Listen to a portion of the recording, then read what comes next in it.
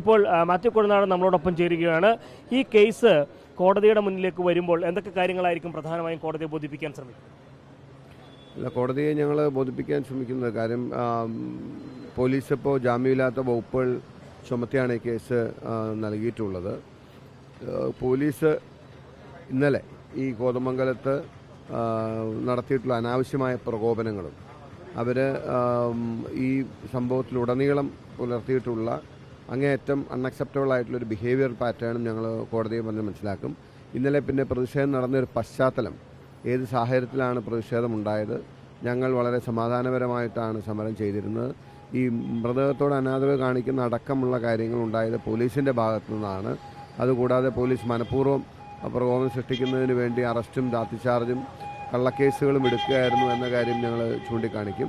ഇതുപോലുള്ള മാത്രമല്ല, ഇന്നലെ തന്നെ കോടതി അത് ഒരു നീതിയുക്തമായ പരിഗണനയാണ് കോടതി നടത്തിയത്. കാരണം പോലീസിൻ്റെ ഭാഗത്തുനിന്നുണ്ടായിട്ടുള്ള ഒരു അമിതാധികാര പ്രയോഗവും അതുപോലെ തന്നെ പോലീസിൻ്റെ മറ്റ് താല്പര്യങ്ങളുമൊക്കെ കോടതിക്ക് പ്രഥമദൃഷ്ട്യാ ബോധ്യപ്പെട്ടു എന്ന് തന്നെയാണ് മനസ്സിലാക്കാൻ. ഇവിടെ ഞങ്ങൾ മൃതദേഹമായി വരുമ്പോൾ ഒരു പൊതുമുതലും നശിപ്പിക്കേണ്ട സാഹചര്യം ഉണ്ടായിട്ടില്ല, നശിപ്പിച്ചിട്ടില്ല. എന്നിട്ടും പോലീസ് വെറുതെ എഴുതി ചേർക്കുകയായിരുന്നു. അല്ല, ആരോഗ്യ പ്രവർത്തകർക്ക് നേരെ കയ്യേറ്റം, ഞങ്ങൾ അവരാരും ആ സീനിലുണ്ടായിരുന്നില്ല. അപ്പം അതൊക്കെ പോലീസ് വെറുതെ എഴുതി ചേർത്താണ്. ഈ വിവരങ്ങളെല്ലാം ഞങ്ങൾ കോടതി ധരിച്ചു. ജില്ലാ കളക്ടറും DFIയും അടക്കം ഇവിടെ എത്തിയിരുന്നെന്നും ചർച്ച നടത്താനുള്ള ശ്രമങ്ങളുണ്ടായിട്ടും ആ ചർച്ചയെ നടത്താത്ത രീതിയിലുള്ള ചില പരിശ്രമങ്ങൾ ചില മന്ത്രിയുടെ ഭാഗത്തുണ്ടായിരുന്ന ആരോപണം താങ്കൾ രാവിലെ ഉന്നയിക്കുന്നു. ഇന്നലെ ഈ വിഷയമെല്ലാം വളരെ രമ്യമായി, വളരെ സമാധാനപരമായി പര്യവസാനിക്കുമായിരുന്നു. ഞാൻ ഈ വിഷയം സമരം തുടങ്ങിയതിന് ശേഷം മന്ത്രിയുമായി സംസാരിക്കുകയും മന്ത്രിയുമായി ഏതാനും കാര്യങ്ങളിൽ ഒരു ധാരണ, ഇന്ന കാര്യങ്ങൾ ചെയ്യാമെന്ന് അദ്ദേഹം ഏൽക്കുകയും അതുപ്രകാരം ഞാനിവിടെ സമരപന്തലിലുള്ളവരോട് ആ വിഷയം കൺവേ ചെയ്യുകയും ഒക്കെ ചെയ്ത് ഔദ്യോഗികമായി അത് ഒരു സ്ഥിരീകരിച്ച രേഖയായി വേണം എന്നതുകൊണ്ട് അതിനുവേണ്ടി അദ്ദേഹം മുതിർന്ന ഉദ്യോഗസ്ഥരെ അയക്കാമെന്ന് CCFും അതിൻ്റെ പിന്നാലെ കളക്ടറും DFOയും കോതമംഗലം വരെ വരികയും ഞങ്ങളുമായി ചർച്ചയ്ക്ക് തയ്യാറാവുകയും ചെയ്ത പശ്ചാത്തലത്തിൽ മൃതദേഹം വിട്ടു തന്നതിന് ശേഷം മാത്രം കളക്ടർ ചർച്ച ചെയ്താൽ മതി എന്നൊരു നിലപാട് അജ്ഞാത കേന്ദ്രങ്ങളിൽ നിന്നും കളക്ടറോട് പറയുകയും കളക്ടറെ തടഞ്ഞു നിർത്തുകയും അത് ജില്ലയിൽ നിന്നുള്ള മന്ത്രി തന്നെ ആ നിലയിലുള്ള ഒരു ഇടപെടൽ നടത്തിയാണ് ആ ചർച്ച പരാജയപ്പെടുത്തിയത്. അപ്പോൾ ഇതിലൊക്കെ മനുഷ്യത്വപരമായിട്ടുള്ളൊരു സമീപനമല്ല സർക്കാരിൻ്റെ. ഒരു വിഷയത്തിന് പരിഹാരം കാണുക എന്നതിനേക്കാൾ ഉപരി സർക്കാരിൻ്റെ പെറ്റി ഈഗോ, ദുർവാശിയും അതുപോലുള്ള ഒരു ഈഗോയിസ്റ്റിക് ആയിട്ടുള്ള നിലപാടിൻ്റെ ഭാഗമായിട്ടാണ് ഇന്നലെ ചർച്ച നടക്കാതെ പോയത്. അതിനുശേഷം പോലീസിനെ ഉപയോഗിച്ച് സമരത്തെ അടിച്ചമർത്താനും ഞങ്ങളെ കള്ളക്കേസിൽപ്പെടുത്താനും ഒക്കെയുള്ള അധികാരത്തിൻ്റെ ദുർവിനിയോഗവും അല്ലെങ്കിൽ അമിതാധികാര പ്രയോഗവും ഒക്കെ പോലീസിനെ ഒരു ചട്ടുകം പോലെ ഉപയോഗിച്ച് ഞങ്ങളോടുള്ള വൈരാഗ്യം തീർക്കുന്നത് പോലെയാണ് സർക്കാർ പെരുമാറിയത്. ഇതൊക്കെ ഞങ്ങൾ കോടതിയിൽ വിശദീകരിക്കുക തന്നെ ചെയ്യും. ഇപ്പോൾ അവരുടെ കുടുംബം വ്യത്യസ്തമായിട്ടുള്ള ചില അഭിപ്രായങ്ങൾ പ്രകടിപ്പിക്കുന്നുണ്ട്. ഇപ്പോൾ അവരുടെ സഹോദരൻ പറയുന്നത് ഈ മൃതദേഹം വിട്ടുകൊടുത്തപ്പോൾ അതൊരു പൊതു ഇതിന് വേണ്ടിയിട്ടുള്ള സമരമായിട്ടാണ് ഞാൻ കരുതിയത്, എന്നാൽ ഇതൊരു രാഷ്ട്രീയപരമായിട്ടുള്ള സമരമായി പോകുന്നു എന്ന തരത്തിലുള്ള ആരോപണം അവരുടെ സഹോദരൻ ഉയർത്തിയിട്ടുണ്ട്. അല്ല, ഞാൻ മനസ്സിലാക്കുന്നത് ഇന്നലെ ആ പ്രതിഷേധ സമയത്ത് ഇവിടെ മുഴുവൻ സമയം ഉണ്ടായിരുന്ന സഹോദരനാണ്.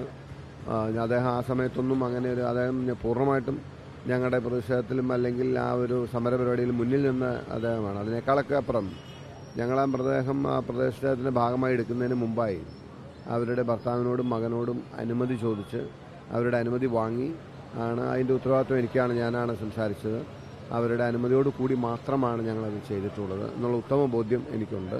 ഇപ്പോൾ പിന്നെ ആരുടെ സമ്മർദ്ദത്തിന് വഴങ്ങിയാണ് അദ്ദേഹം അത് പറയുന്നതെന്ന് മനസ്സിലാവുന്നില്ല. പക്ഷേ അവരുടെ ഭർത്താവും മകനും ആ ഒരു സത്യസന്ധമായ നിലപാട് അവർ സ്വീകരിച്ചതിൽ ഞങ്ങൾക്ക് നന്ദിയുണ്ട്. അവരാ നിലപാട് അവർ ഞങ്ങളോട് പറഞ്ഞത് ഇതുവരെ സത്യസന്ധമായി പറയാൻ അവർ തയ്യാറായിട്ടുണ്ട്. അവരെയൊക്കെ സമ്മർദ്ദപ്പെടുത്തി മാറ്റി പറയാനുള്ള ഇതുമൊക്കെ ഉണ്ട്. അങ്ങനെ അതിൻ്റെ ഭാഗമായിട്ടായിരിക്കണം സഹോദരൻ എന്തെങ്കിലും പറഞ്ഞിട്ടുണ്ടാവുകയെന്നാണ് ഞങ്ങൾ വിചാരിക്കുന്നത്.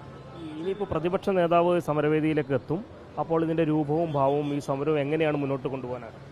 ഞങ്ങൾ ഈ സമരവുമായി ബന്ധപ്പെട്ട് ഞങ്ങൾ ഈ വിഷയത്തിനൊരു ശാശ്വത പരിഹാരം അതിനു വേണ്ടിയിട്ടുള്ള നടപടികൾ സർക്കാരിൻ്റെ ഭാഗത്തുനിന്ന് ഉണ്ടാകണമെന്നുള്ളതാണ് ഞങ്ങളുടെ ഒന്നാമത്തെ ആവശ്യം. പിന്നീട് ഞങ്ങൾ ഈ സമരത്തിൻ്റെ ഇമ്മീഡിയറ്റായിട്ട് ചെയ്യേണ്ട കാര്യങ്ങളിൽ പറഞ്ഞിട്ടുള്ളത്, ഒന്ന് കാഞ്ഞിരവേലി പ്രദേശത്തുള്ള ഫെൻസിങ് ഇതിൻ്റെ ജോലി പൂർത്തിയാക്കണം എന്നുള്ളതാണ്. അടിയന്തരമായി അത് പൂർത്തിയാക്കണം എന്നുള്ളതാണ് ഒന്നാമത്തെ ആവശ്യം. ആ നാട്ടിൽ നിന്നും ഈ കാര്യത്തിന് വേണ്ടി രക്തസാക്ഷി അടക്കം ഉണ്ടായിട്ടുള്ള പശ്ചാത്തലത്തിൽ അത് പൂർത്തിയാക്കണം. രണ്ടാമത്തെ കാര്യം, ആ കുടുംബത്തിൻ്റെ ധനസഹായം അതിപ്പോൾ ഓൾറെഡി സർക്കാർ 5 ലക്ഷം എന്ന് പറഞ്ഞത് 10 ലക്ഷം നൽകാൻ തയ്യാറുണ്ട്. ആ കാര്യത്തിൽ തീരുമാനമായിട്ടുണ്ട്. 3 അവിടെ ഒരു സ്പെഷ്യൽ RRT ടീമിനെ നിയോഗിക്കണം എന്നുള്ളതാണ് ഞങ്ങളുടെ മൂന്നാമത്തെ ആവശ്യം. 4-മതായി ഞങ്ങൾ പറഞ്ഞിട്ടുള്ളത് ആ കുടുംബത്തിൽ നിന്ന് ഒരാളെ സർക്കാർ ജോലിയിലേക്ക് പരിഗണിക്കണം. ഇങ്ങനെ 4 കാര്യങ്ങളാണ് ഞങ്ങൾ ആവശ്യപ്പെട്ടത്. അപ്പോൾ അതിനോടുള്ള സർക്കാരിൻ്റെ പ്രതികരണം എന്താണ് എന്നനുസരിച്ച് ഇവന് ഒരു സ്പെഷ്യൽ RRT ടീമിനെ അവിടെ നിയോഗിക്കുമെന്ന നിലയിലുള്ള ഒരു ആലോചന അല്ലെങ്കിൽ സംസാരം നടക്കുന്നുണ്ട്. അതിൻ്റെ ഒരു ഔദ്യോഗിക സ്ഥിരീകരണം കൂടി ഉണ്ടാവേണ്ടതുണ്ട്. അപ്പോൾ അങ്ങനെ സർക്കാർ എങ്ങനെ പ്രതികരിക്കുന്നു എന്നനുസരിച്ചിരിക്കും ഈ സമരത്തിൻ്റെ ഗതി. ഇന്ന് പ്രതിപക്ഷ നേതാവ് എത്തുമ്പോൾ എന്തായിരിക്കും ഇവിടെ നമ്മൾ ഒരു സമരം എങ്ങനെയാണ് പ്ലാൻ ചെയ്തിരിക്കുന്നത്? അല്ല, ഞങ്ങൾ ഈ ഇപ്പോൾ നടത്തുന്ന സമരം ഈ സർക്കാരിൻ്റെ ഈ പ്രതികരണം അനുസരിച്ചാണ് അതിൻ്റെ മുമ്പോട്ടുള്ള ഭാവി ഞങ്ങൾ തീരുമാനിക്കുക. രണ്ടാമത്, ഇന്നലെ നടത്തിയിട്ടുള്ള പോലീസിൻ്റെ അതിക്രമവും അക്രമവും പോലീസ് കാട്ടിക്കൂട്ടിയിട്ടുള്ള കോപ്രായങ്ങളുമൊക്കെ പ്രവർത്തകരിലും പാർട്ടിക്കും അല്ലെങ്കിൽ നേതാക്കന്മാർക്കുമൊക്കെ വലിയ പ്രതിഷേധവും വിദ്വേഷവും ഉണ്ടാക്കിയിട്ടുണ്ട്.